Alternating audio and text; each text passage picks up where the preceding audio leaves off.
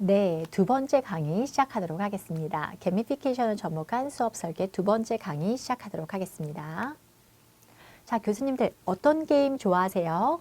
여기 다양한 게임이 있잖아요. 이 중에서 어떤 게임을 좋아하시는지 한번 살짝 살펴보도록 하겠습니다. 먼저 뭐 바둑도 사실 게임의 영역이고요. 그 칼 게임 좋아하시나요? 네, 이것도 당연히 게임의 영역이고요. 보드 게임도 있고, 그리고 컴퓨터로 하는 게임도 있고요. 그리고 그 실시간으로 여러 사람들이 다른 지역에서 모여서 하는 네트워킹 게임도 있습니다. 그리고 여기 익숙하실 수도 있는 그 게임 뭐 보상이라든지 이런 그림도 있네요. 어떤 게임 좋아하시는지 한번 살펴보시고요. 저희가 배우는 게 아니면은 뭔가를 가르치는 게 게임 같으면 얼마나 좋을까요? 그래서 특히 이제 교수님들께서 요즘에 가르치고 계시는 그 모든 학생들이 디지털 네이티브스입니다.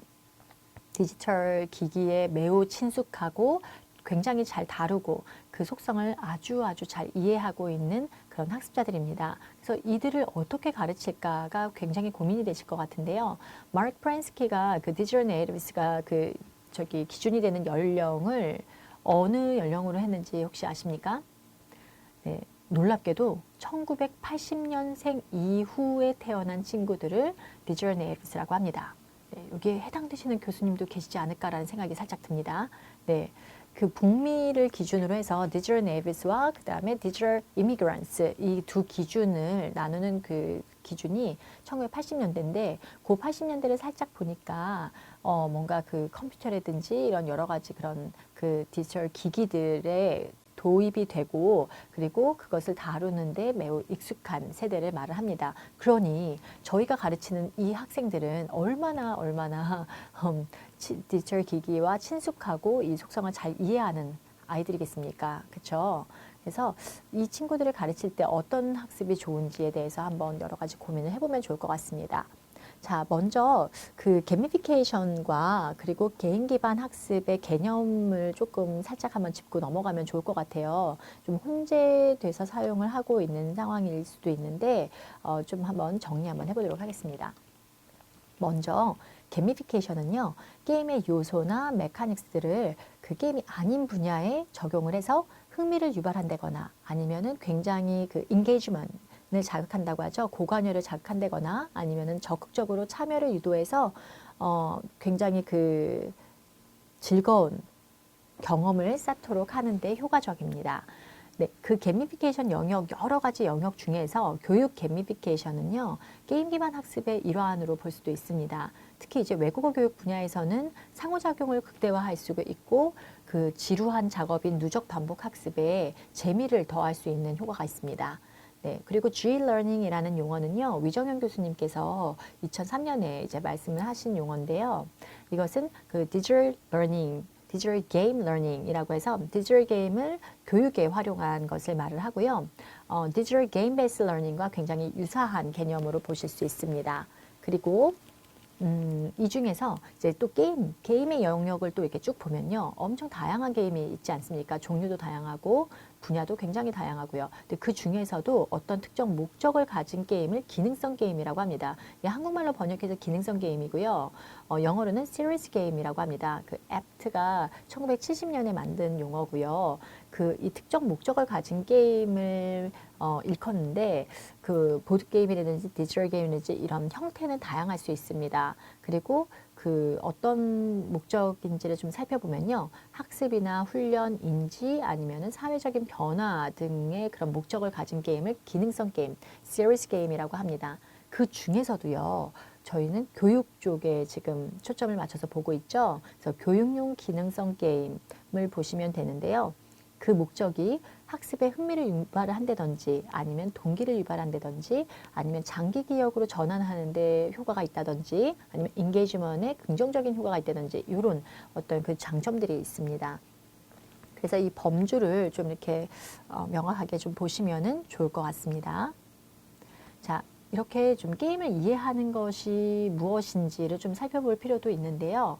이것은 이제 미디어 리터러시의 한 영역으로 게임 리터러시를 살펴보면 좋을 것 같습니다. 게임을 하나의 미디어로 보는 거죠. 그래서 게임이 지닌 미디어적인 의미를 이해하고 그 다음에 해석하고 분석해서 그 게임을 통한 어떤 이해와 소통을 다시 한번 살펴보는 것이 게임 리터러시라고 볼 수가 있고요. 미디어로서의 게임, 특히 이 부분은요. 게임이라는 그 자체가 강력한 몰입과 자발적인 그 매체 사용이 가능한 미디어입니다.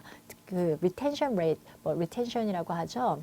그래서 이 자발적인 매체 사용이 가능한 미디어여서 요 장점을, 요 순기능을 학습에다가 이용을 하면 어떨까라는 그런 그 개념에서 출발한 게임 기반 학습이라든지 교육 게미피케이션, 그리고 기능성 게임, 교육용 기능성 게임, 이런 부분이 게임의 순기능에 주목을 하고 그리고 교수 학습에 적용을 한 것이라고 볼 수 있습니다.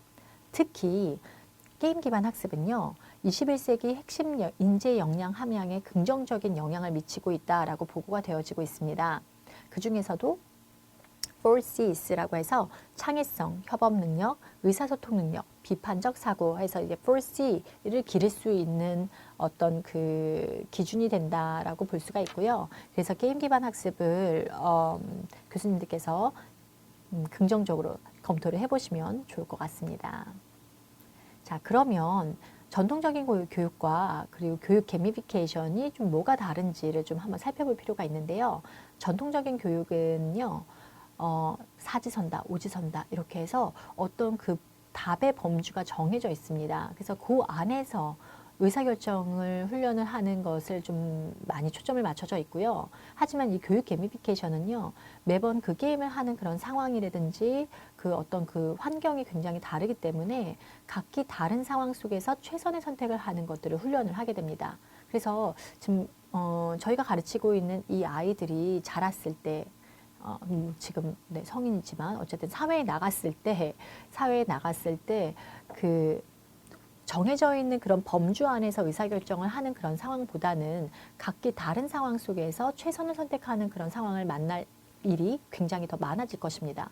그래서 교육 게미피케이션을 접목한 수업을 경험을 한 학생들은 좀 더 이렇게 최선의 선택을 하는데 굉장히 융통성을 가질 수 있다라고 볼 수가 있고요. 그런 면에서 교육 게미피케이션을 접목한 수업이 학생들에게는 좀 더 실용적인 그 접근 방법이 아닐까라고 볼 수 있습니다. 그리고 교육 게미피케이션은 새로운 몰입 방법이라고도 볼 수가 있습니다. 그래서 어떤 교육적인 가치를 가지고 재미를 결합해서 몰입과 적극적인 참여를 이끌어내는 방법이라고 볼 수도 있습니다. 자, 교육 게미피케이션은요, 그 타입이 굉장히 여러 가지입니다. 뭐 교수님들께서 편하신 걸로 다 이렇게 선택하시면 되시는데요. 특히 그 중에서도 교육 게임의 그런 그 종류는 여러 가지입니다. 그래서 모바일 앱을 활용을 한다든지 웹이나 PC를 활용한다든지 아니면 보드게임의 형태로 교수님께서 이제 구현을 하실 수도 있고요. ARG나 그 빅게임 형태로도 이제 구현을 하실 수가 있습니다. 그리고 교수 학습 설계하실 때 에디모형을 가장 좀 많이 활용을 하시죠. 먼저 학습자라든지 학습 컨텐츠를 분석하고 그리고 설계하고 그리고 발전시켜서 한번 실행해 보시고 그리고 뭐 고칠 것이 있는지 평가를 해보는 요 에디 모형을 많이 활용을 하시는데요.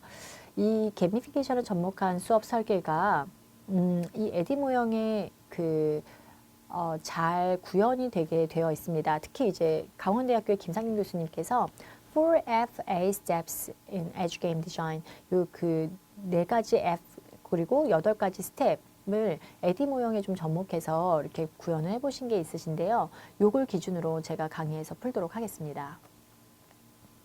이게 그 4FA Steps의 그 기준이 되는 표입니다. 그래서 먼저 4F가 뭔지 한번 알아보면요. Figure out, Focus, Fun Design, Finalize 이렇게 해서 먼저 학습자나 아니면 학습 컨텐츠를 이해하고 그리고 학습의 그런 어떤 그 교육 게미피케이션을 접목할 그런 범위를 설정하고 그리고 다양한 재미를 줄 수 있을지 어느 것에 줄 수 있을지 재미 영역에 초점을 맞추고 그리고 재미있는 그 학습 설계를 하는데 거기에 이야기 부분을 넣으면 어떨지 그리고 어떤 메카닉스나 아니면은 그 규칙을 넣으면 어떨지를 한번 설계해 보시는 거. 그리고 마지막으로 프로토타입을 만드시고 그리고 플레이 테스트를 통해서 그 어떤 메이크업 해야 되는 그런 것들이 좀 발견되는지를 한번 보시면서 다시 한번 점검을 해보시는 이 플로우가 교육 게미피케이션이라든지 아니면 교육 게임을 만드실 때 그 플로우라고 보시면 되시고요. 저의 이 5개의 요 짧은 강의에서는요.